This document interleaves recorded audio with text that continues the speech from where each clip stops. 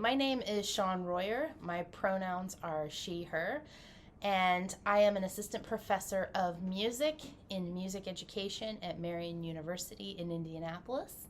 I am also a professional jazz musician, and I am just finishing my PhD in music education from the IU Jacob School of Music.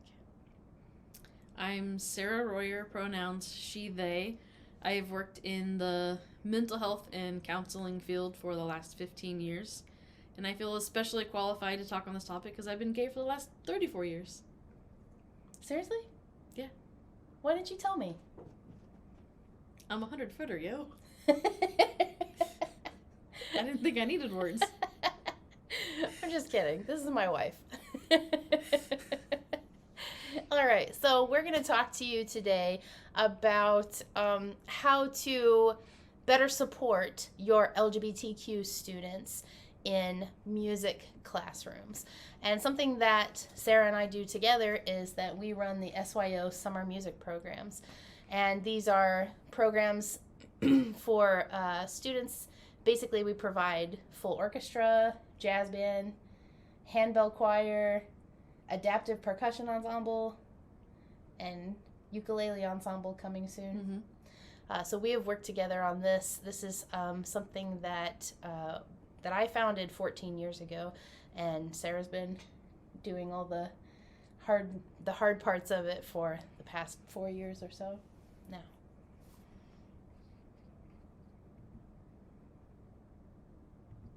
So why is this an important topic to discuss? Good question. Well, for me, I think it's an important topic because I have a lot of students that don't always feel supported in their classrooms. And I also am a member of lots of different band director groups online, and I see these questions come up all the time from directors of how they can support students that just came out to them, or students that just came out as trans, students that say that they have different pronouns than the director is used to using, and they're just not sure what to do with that information.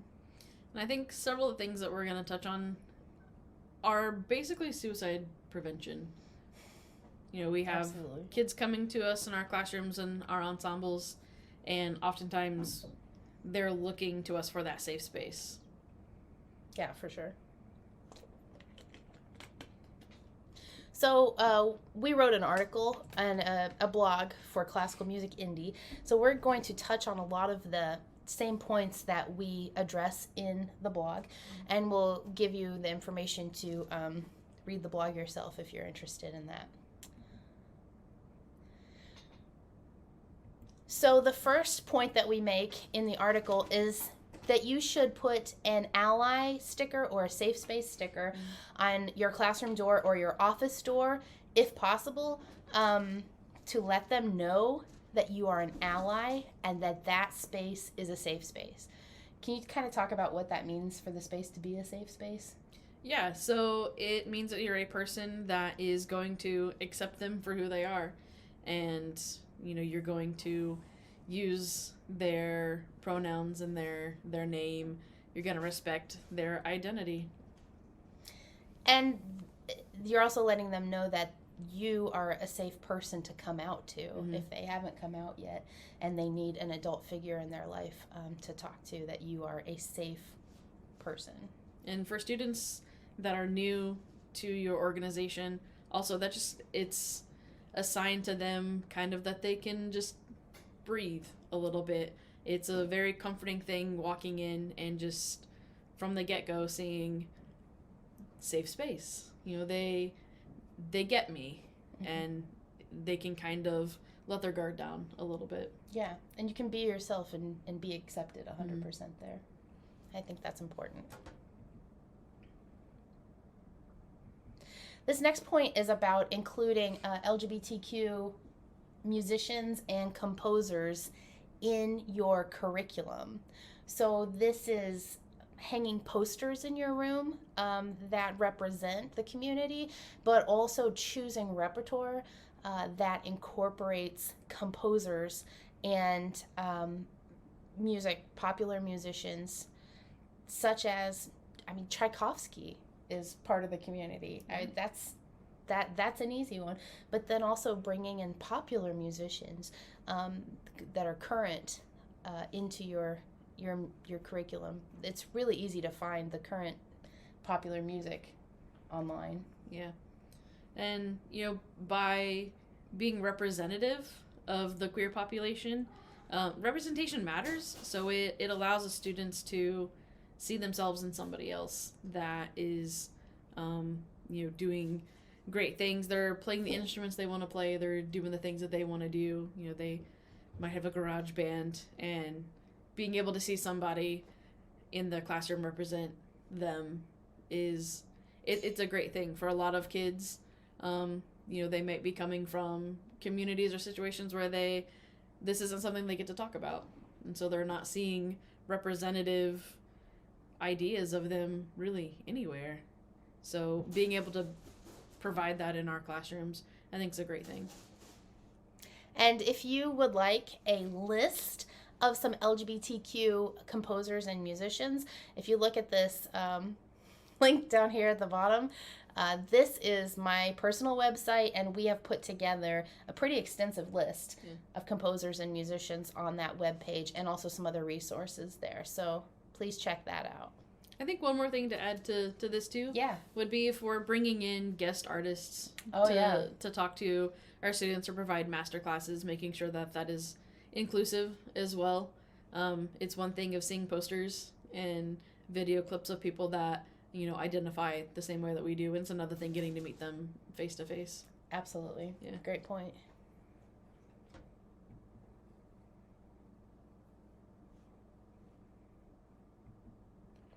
So this is one thing that is really a very central part of our youth program, and that is having everybody introduce themselves by saying their pronouns. So they say their name, they say their pronouns, and then they say some other fun facts, or maybe what school they go to, what year they are, what their favorite superhero or favorite Pop-Tart or something like this. And this has always been a really important thing for us as long as I can remember. Yeah, it's another piece of just showing respect to the students, and it normalizes this idea of pronouns, asking pronouns and sharing pronouns. The more that this is just built into the culture, it just becomes a natural thing, and so now it's not the one or two students in the classroom that use different pronouns than what somebody might assume. Right. They're not having to make a thing out of it. It's just something that we all do, and it helps to create a safe culture. Right. Yeah, it's all about normalizing this. We had a student in our summer program that actually wrote about his experience in our program with learning to introduce himself with pronouns, and he didn't see the significance of this when he was a wee freshman starting with us. But then as time went on, he realized just how significant that was to a lot of people. So he said, since I had never witnessed anyone introducing oneself with their pronouns, I didn't understand the significance of this inclusion. But as time has gone by, I've learned just how meaningful something as often overlooked as pronouns can be, especially by those who are comfortable with their assigned gender identities. Without joining SYO, the concept of sharing pronouns would most likely not have been normalized for me, and I wouldn't have fully grasped the concept or its importance, at least not as soon. And Alex has let us share this quote with everybody. But for me, when I read that, it was so meaningful to me, because he realized how important it was to normalize this, not for himself, but for all of the people that he was encountering, that otherwise wouldn't have felt maybe like, when do I tell people? Or how do I tell people? Or nobody knows, so I can't correct them, and the people that might just otherwise stay really quiet, and then holding that all inside is the kind of thing that seems to lead to different self-harm behavior sometimes, and feelings of depression. And yeah, absolutely. I mean, For a lot of students, middle school and high school, this is a time of figuring themselves out, and it's scary for a lot of kids, and they're typically not going to be the first one to kind of say anything. Right. They might wait for it to kind of be brought up in conversation or something, and so this is an opportunity for it to naturally be brought up. And I mean, this doesn't take any more time during introductions at the beginning of a semester than any other icebreaker activity that we do. It's just another component, and it's something, don't make a big deal about it, we just do it and we move on, and it's inclusive, and it just creates a welcoming environment for our students.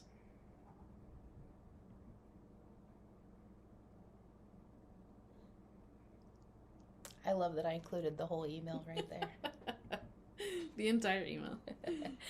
So, along with saying your pronouns, also include your pronouns in like your email signature and your correspondence, anything that you put out there to communicate with. Just include it, and people will start to see that and be like, hey, maybe I should include that too. I've also seen a lot of times now where people are putting a little link right by that in their emails that says, what is this? So you can click on it and learn about pronouns.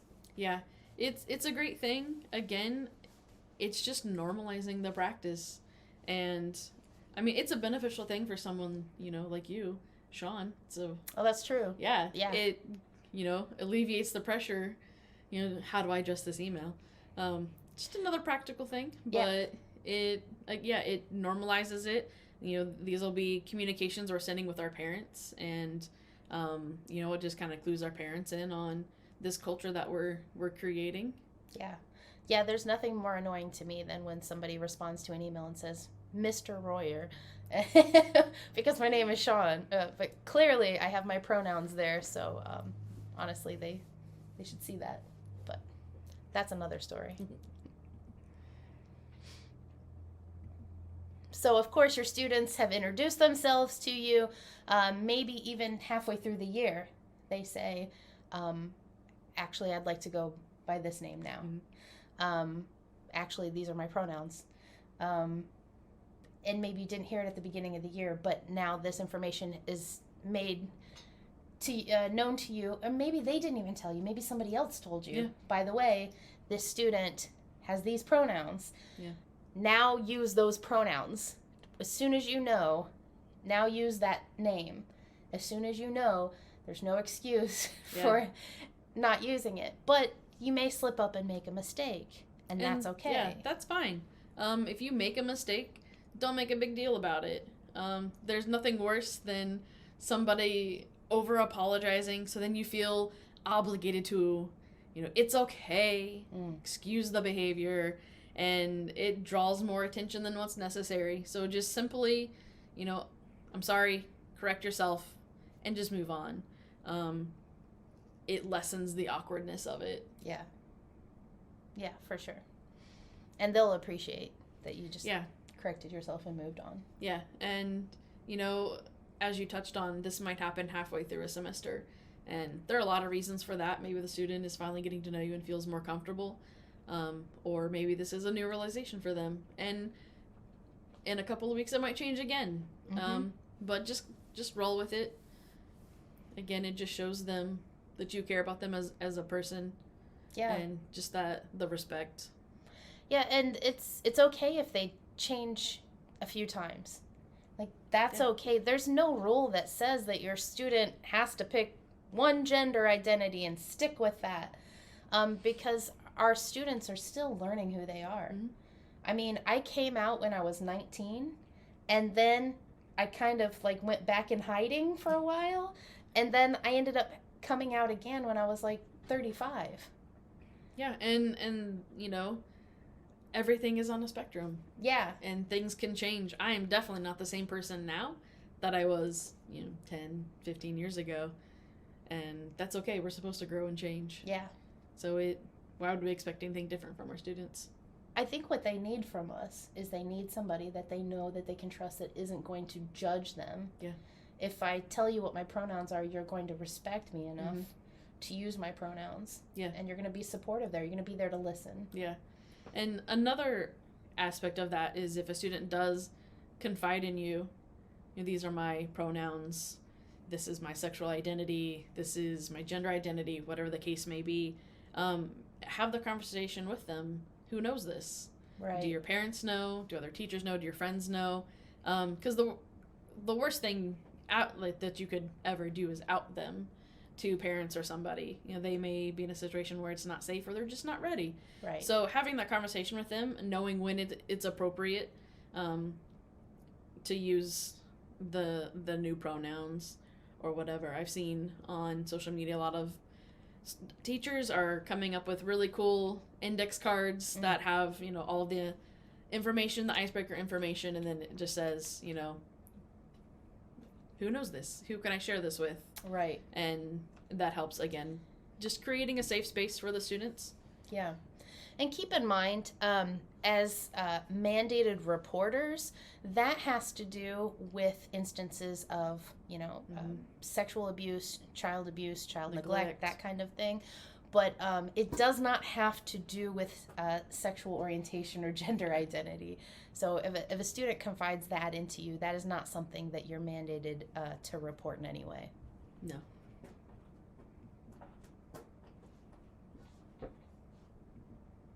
Now, knowing that some of your students may be gender fluid, meaning that their gender identity may change even on a daily basis.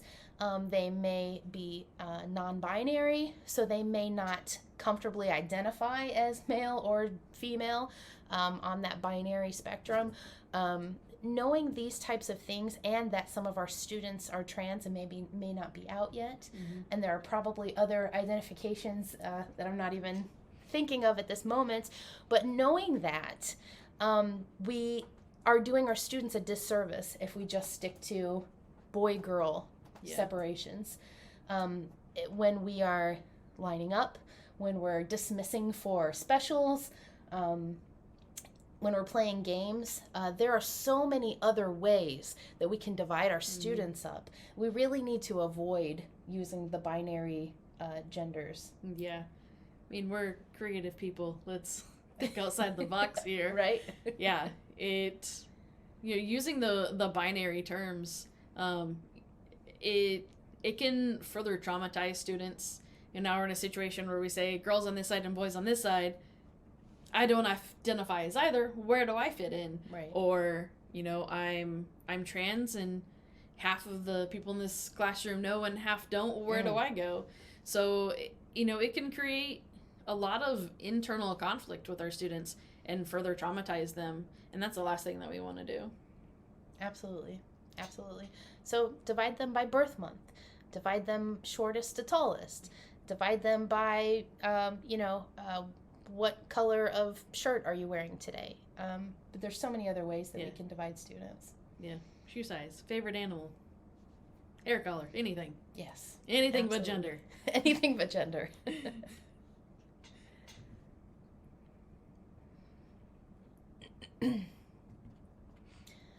So, heteronormativity in media, culture, cartoons, movies, advertisements, everywhere, books, radio, it is everywhere. And when I say counteracted, I'm not talking about like anti-straight or something like this. What I'm saying is that because, there's one of our cats. I mean, we're lesbians, what do you expect? Yeah, okay. Anyway, uh-oh. Okay, this is going to be an interesting video. I'm going to get that cat down. Why don't you talk a little bit about that real quick? Okay, so kind of what we're touching at is, heteronormativity, straight is set as the default. And that's not the case. And I think society is becoming more and more aware of this. So, for our students who fall somewhere on the queer spectrum, the last thing we want to do is shove more heteronormativity down their throat. Right. So, this comes into play in the classroom when we're creating examples of things. Right. And, I recently saw elementary music teacher labeling inanimate objects, and it was Mr. and Mrs. staff note, and you know, yes, boyfriend girlfriend situations and things like that, and it's cute, and we don't really think about it, except your queer students, they are going to think about that. They're going to notice that, and it's just another thing. Representation matters. Why do we feel this need to label inanimate objects? I will never understand.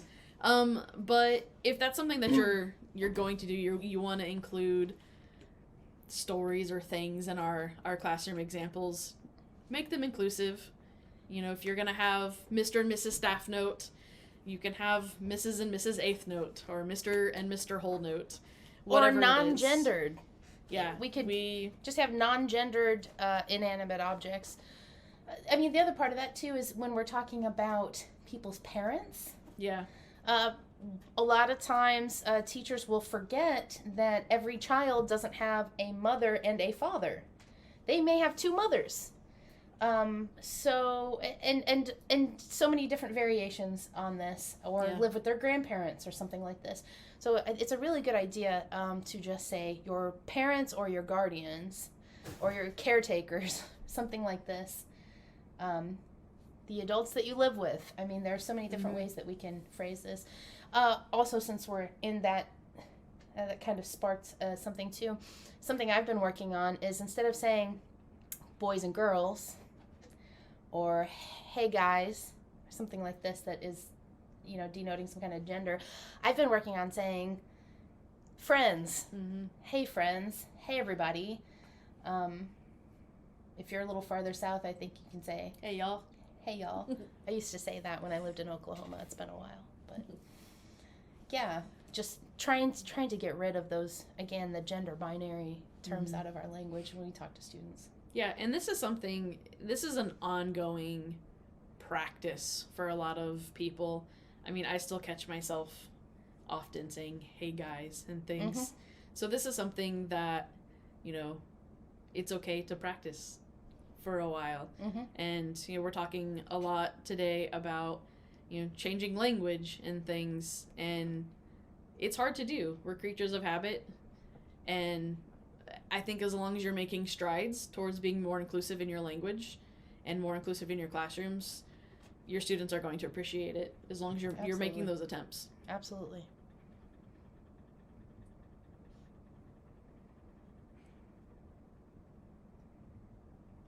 All right, so this is a big one in the music band world, and that is not perpetuating gender stereotypes when it comes to instrument choices or even voice types. That was my friend Joanna Hersey up in the corner. She's a tuba player, and a lot of times when we think of tuba players, we think of a guy. Yeah. And then up in the other corner, that was Sir James Galway, who is a world-renowned educator and flute player. I think he taught at the Juilliard School or something. So he's a big deal, and these are people that you can easily find on YouTube to show students that it doesn't just have to be girls that play the flutes. We all know this is a gender stereotype, that anybody can play the flutes. And then the group in the center is Diva Jazz Orchestra. It's an all-female jazz group. And again, jazz music is not something we often associate with females. Yeah. So just letting students know that, yes, girls can play jazz too. These are just examples. But again, when we talk about hanging up the posters in your room and that kind of thing, try to purposely push against those stereotypes.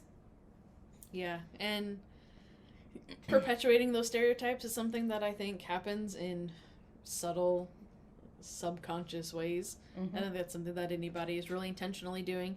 It's like you said, being purposeful in what we're hanging in our classrooms, what kind of music we're playing, the language we're using. It's all very purposeful. Absolutely.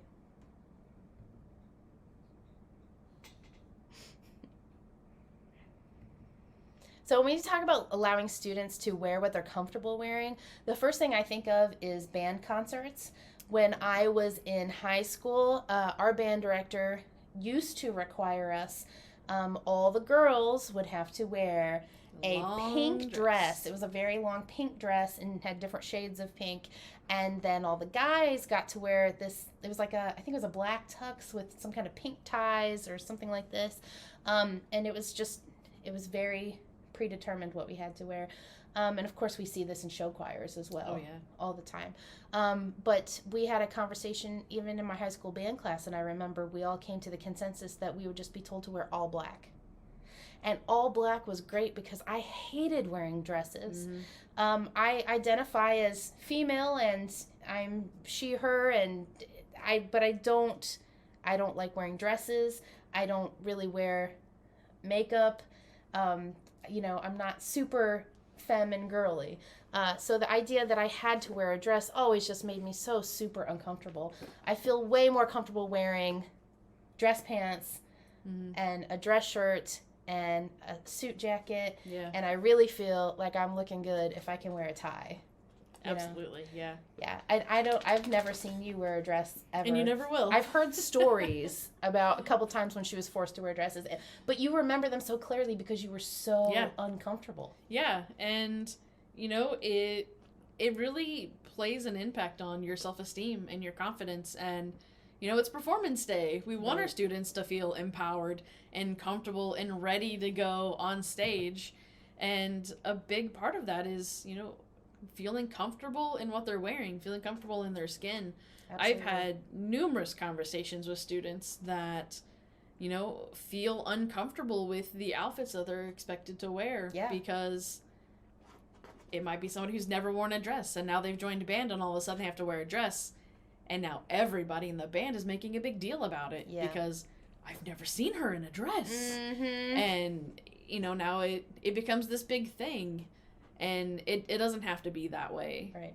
Saying simply concert black eliminates a lot of things. And I know that's not that simple when we're talking about show choir. It's not that simple. No. But and this is, I know that this is kind of pushing the limits of where a lot of people are right now, but just consider the possibility that if a student that identifies as male wanted to wear a dress, that maybe that wouldn't be such a bad thing. Can you imagine how wonderful that student would feel being allowed to wear what they're comfortable wearing? They're going to perform better. They're going to carry themselves better. You're going to get less behavior issues out of that student. They're going to respect you a lot because you allowed them to be themselves. They'll keep coming back to the program, and the impacts of that, I think, are far-reaching. Absolutely. Past this performance. Absolutely. So again, as a woman, I feel so good wearing a suit and performing in a suit. I feel like a real professional when I'm wearing a suit. That's when I feel I'm at my best. So please consider this possibility. The last thing that we want to do is just share some resources with you. So if you look over here to the side, the Trevor Project, the LGBT National Youth Talk Line, and the Trans Lifeline are some resources that you can have posted in your classroom, and you can share with your students if somebody comes to you and they're telling you maybe they're having suicidal thoughts, or they don't feel that they have anybody they can talk to or turn to that understands them. These are the kinds of reasons that these resources are here. Yeah. Also, if you look down below, the first link there, the Classical Music Indie link, that is the link to our blog that we wrote, the blog post about this very topic. Please take a look at that, because it also addresses how to handle a student coming out to you. And that's something that we didn't really get to in this short time. But definitely take a look at that. And the resource below is, again, my website, and that's directly to the link that has the resources about LGBTQ musicians and composers.